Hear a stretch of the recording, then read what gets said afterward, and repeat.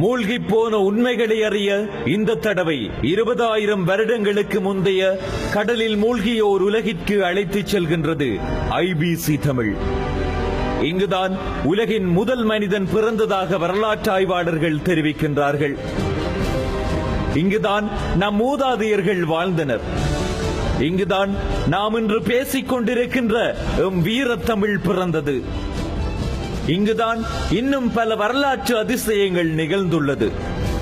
ஆம், இதுதான் நாவலன் தீவு என்று அழைக்கப்பட்ட குமரி கண்டம். கடலுக்கடியில் இன்று அமைதியாக உறங்கிக் கொண்டிருக்கும் இந்த கண்டம் ஒரு காலத்தில் பிரமாண்டமாக இயங்கிக் கொண்டிருந்த ஓர் தமிழ் கண்டம்.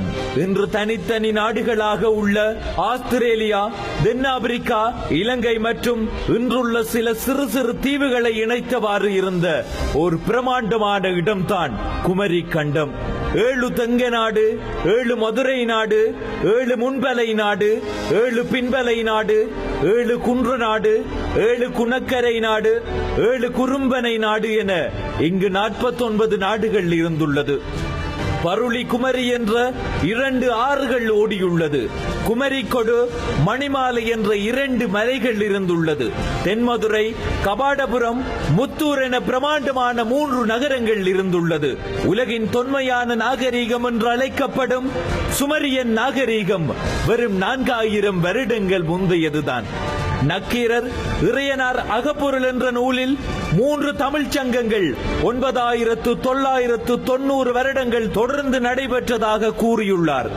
தமிழின் முதல் சங்கம் இன்று கடலடியில் உள்ள தென்மதுரையில் கிமு 4440 4449 புலவர்களுடன் சிவன், முருகன், அகஸ்தியருடன் 39 மன்னர்களும் இணைந்து பரிபாடல், முதுநாரை, முடுகுருக்கு, கலரியவிரை, பேரதிகாரம் ஆகிய நூல்கள் இயற்றப்பட்டது.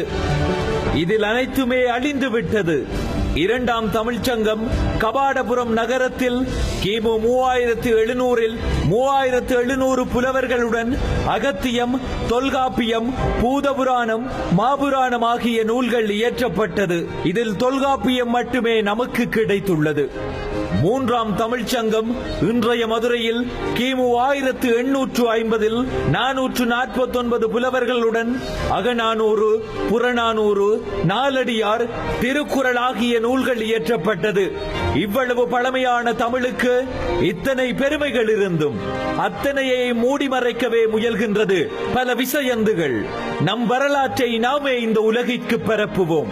இனிமேல் நாம் 2000 வருடங்கள் பழமையானவர் என்ற போலி வரலாற்றை மறந்து 20,000 வருடங்கள் பழமையான முதலினம் என்பதை உலகிற்கு பரப்புவோம்.